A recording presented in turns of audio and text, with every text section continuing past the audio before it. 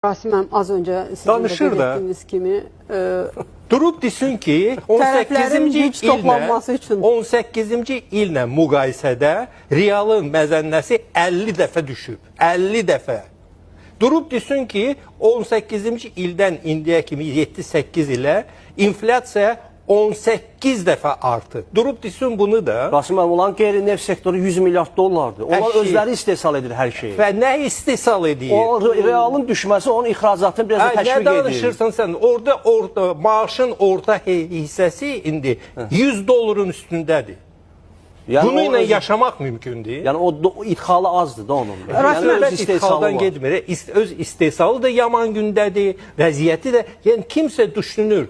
İran durub indi ABŞ-la ayaq uzadacaq. Yox, ayaq uzadmır. Sadəcə o ABŞ rejimi devirmək istəyirdi. O ona naib ola bilmədi. Rejimi devirmədi. İran elan edib ki, hər öldürülən Amerikan əskərinə 30 min dollar mükafat verəcəm. Qadın bunu həyata keçirsə 2 dəfə artıq mükafat verəcəm. Ağılları elə ona çatır. Bunun iqtisadiyyatının bərbad gündə olması barədə söz-söhbəti biz bağlayaq da. Əgər bu 30 min dollar mükafat verirsə hər əskərin ölümünə, hansı biz iqtisadi çöküşdən danışa bilərik? Bu, bilirsən o nə deməkdir? O deməkdir ki, onlar 10-15 əskərin Amerikada öldürülməsin özü üçün böyük qələbə sayılır. Nə deməkdir bu? Daxili siyasətə yönəlmiş bir addımdır da.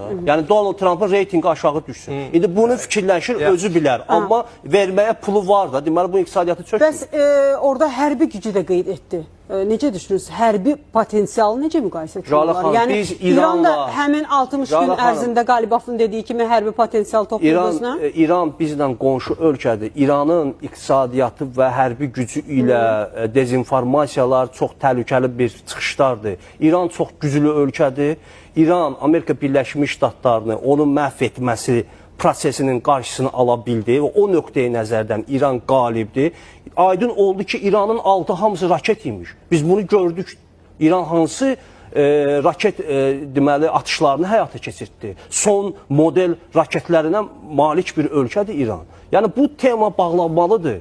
Yəni bu aldadıcıdır Azərbaycan ictimaiyyəti üçün ki, İran zəifdir, İran çökür. Amerika ilə müqayisədə zəifdir. Amerika ilə müqayisədə ola bilər zəifdir, ümumi-daxili məhsul sıralamasında. Amma İran ordu baxımından da hərbiləşdirilmiş, sırf buna hazırlanmış ideoloji bir dövlətdir. Bəs Körfəz ölkələrinin burada